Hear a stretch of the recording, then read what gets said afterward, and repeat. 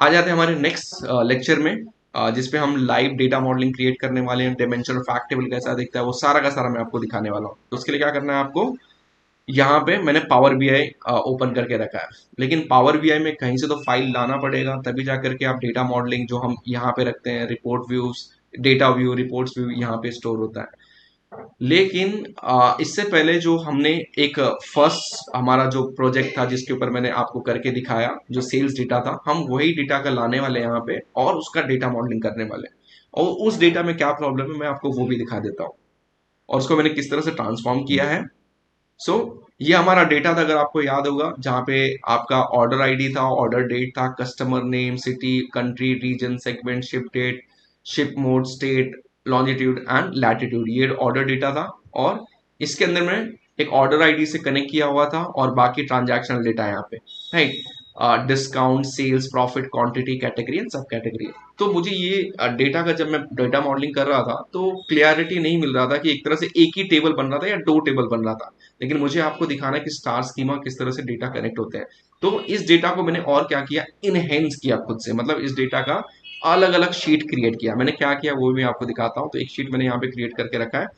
तो आप देखोगे लिस्ट ऑफ ऑर्डर में मैंने क्या रखा है, order ID, order date, segment, ship date, ship mode. यहाँ पे ऑर्डर आईडी मैंने एक ऐसा कंसीडर किया है कि वो सारे के सारे शीट्स के अंदर होने चाहिए जहां से वो कनेक्ट कर सके, रिलेशनशिप को बिल्ड कर सके। तो यहाँ पे ये डायमेंशन डेटा हो गया कि जहाँ पे शिप मोड इकोनॉमी प्लस, लेकिन इकोनॉमी प्लस से कितना सेल्स हुआ, कितना ऑर्डर फ्लो हुआ जानना है। Segment home office, right. So home office के सेगमेंट से कितना सेल्स जनरेट कर रहे हैं, प्रॉफिट जनरेट कर रहे हैं, राइट। तो ये सारा का सारा क्या हो गया, तो ये हमको सिर्फ एक इन्फॉर्मेशन दे रहा है। इसके अंदर इसको आप कह सकते हैं कि प्राइमरी की है। होम ऑफिस एक ही बार इसमें आएगा, बार बार मल्टीपल टाइम्स रिपीट नहीं होता। आप चाहो तो इसका सेपरेटली बना सकते हो, लेकिन ये प्रोडक्ट ऑर्डर आईडी है, वो बार बार रिपीट हो सकता है, राइट।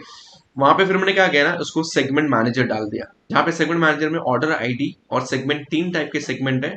कंट्रोल शिफ्ट एल अगर आप करोगे यहाँ पे, अगर इस तरह से, तो आपको दिखाई देगा कंज्यूमर, कॉर्पोरेट और होम ऑफिस। उसको मैंने डिफाइन कर दिया तीन लोगों के नाम से, कशफुर, बिलाल और निखिल करके, कि होम ऑफिस का जो प्रोडक्ट है वो कशफुर सेल्स मैनेजर है, उसके लिए मेरा नाम है, बाकी बिलाल मेरे फ्रेंड का और निखिल मेरे फ्रेंड का नाम है। तो यहाँ पे हमने वो यूज कर लिया है। तो उससे हमने एक टेबल क्रिएट कर लिया वो डेटा का।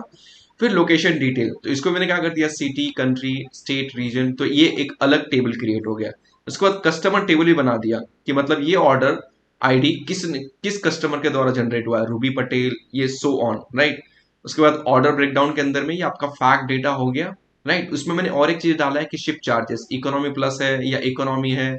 इकोनॉमी है तो 0 आएगा, इकोनॉमी प्लस है तो 1 आएगा। इकोनॉमी सॉरी आपका इमीडिएट है तो उसका 2 आएगा और 3 आएगा। तो इस तरह का मैंने डाल दिया, सो दैट मुझे उसके ऊपर बेनिफिट नजर आए कि $1, $2, $3 या $0 उस पर कमा रहे हैं, जिस हिसाब से प्रायोरिटी पे। तो मैंने इस डेटा को क्या किया ना, और डिफाइन किया अपने वे से। जब आपका डेटा अंडरस्टैंडिंग बहुत अच्छा होगा तो आप आसानी से ये सारे के सारे चीज अलग से क्रिएट कर पाओगे।